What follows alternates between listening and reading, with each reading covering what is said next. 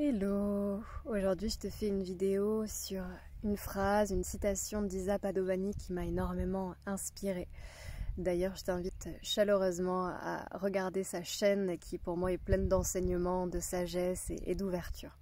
Je la mettrai en lien sous cette vidéo. En tout cas dans l'une de ces vidéos, ce que j'ai vraiment retenu c'est que si on ne peut pas changer ce qui est-ce qu'on peut peut-être changer notre relation à ce qui est? Comme une invitation, vraiment si je ne peux pas changer ce qui est, alors est-ce que je peux changer ma relation à ce qui est? Et pour moi ça m'invite vraiment à prendre un peu de recul, à respirer et à me dire ok là il y a quelque chose qui me dérange, que ce soit quelque chose que j'ai entendu, quelque chose que je vois, une injustice ressentie, une dynamique relationnelle qui ne me plaît pas, quelle que soit la chose qui se passe en moi, autour de moi, tout est un petit peu lié, hein. Qu'est-ce que je vis? Si ça ne me plaît pas, en fait, mon pouvoir en tant qu'être humain, incarné dans la matière, il est parfois limité, en quelque sorte. Je ne peux pas changer quelqu'un d'autre. Je ne peux pas résoudre tous les problèmes du monde. Ça mène à des angoisses existentielles qui finalement n'ont peut-être pas de sens à se poser, en fait. Je ne peux pas tout régler, c'est comme ça. Mon pouvoir, il est limité dans l'ici le maintenant. En facette, en tout cas, dans une certaine forme, il est limité. Donc si je ne peux pas avoir le contrôle et la main mise sur tout et sur tout le monde, bah, qu'est-ce qu'il me reste à faire? Si ce n'est changer moi, ma perception de ce qui est. Donc est-ce que je peux changer ma relation à ce qui est?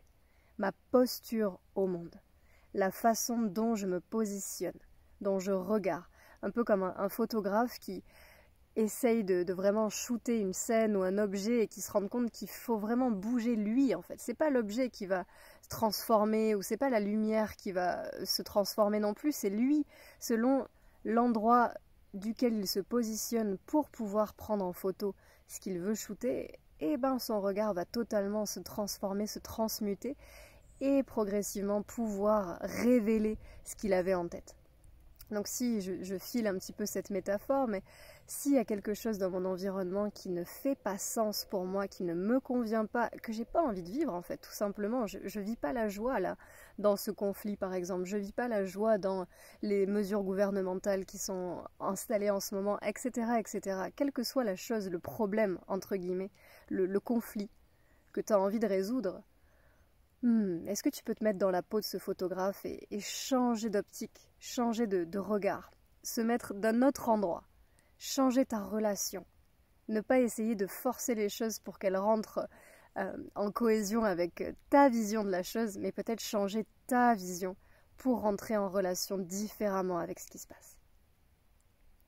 Et ça ne veut pas dire se laisser faire, tout accepter, se laisser marcher sur les pieds, pas du tout. Mais juste, est-ce que ça peut nous amener à davantage de souplesse, de fluidité, à davantage finalement d'acceptation de ce qui est, de lâcher prise?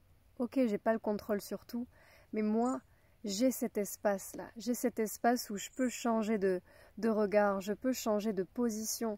Soit m'ouvrir parce que j'ai besoin de davantage de créativité pour trouver d'autres solutions, soit me fermer à un moment parce que là je pose ma limite et c'est comme ça en fait.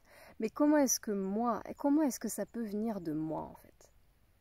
Si je ne peux pas changer ce qui est, comment est-ce que je peux changer ma relation à ce qui est? Merci à toi pour ta fidélité, pense à t'abonner, à aimer ce contenu et à le partager autant que tu peux pour que mon message soit rayonné au plus grand nombre. Et à très bientôt pour la prochaine vidéo.